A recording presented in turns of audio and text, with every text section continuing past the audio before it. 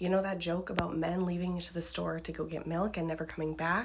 We're treating it like a punchline, not like violence. But a woman is being left to raise children alone without financial support of a co-parent or a co-parent in general, and the man who leaves is getting the opportunity to reframe it as self-preservation. I'm a domestic violence educator, and that tactic is coercive control using the children, and the outcome of it is isolation and economic harm. The reason that he can do it and she can't isn't just personal, it is structural. The system that produces the dynamics of power and control and coercive control and intimate partner relationships is the same one producing the conditions for those relationships in the first place. And it's really easy to miss because from the inside, it looks like individual failures, bad choices, bad luck, should have gone to couples counseling. But if you look at the data, it becomes impossible to ignore the patterns. Every month in the US, 70 women are shot and killed by an intimate partner. 82% of intimate partner firearm homicides are caused by men. More than half of transgender and non-binary folks experience intimate partner violence, which by the way is higher than the general population for men or women, with trans women of color facing the highest risk. And 44% of LGBTQ plus survivors are denied shelter when they try to leave.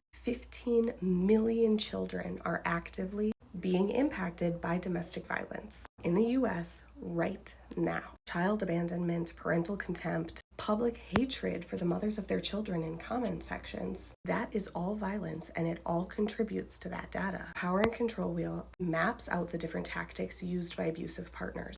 Isolation, using the children, economic control, minimizing, using emotional abuse. And every single one of those has a structural version.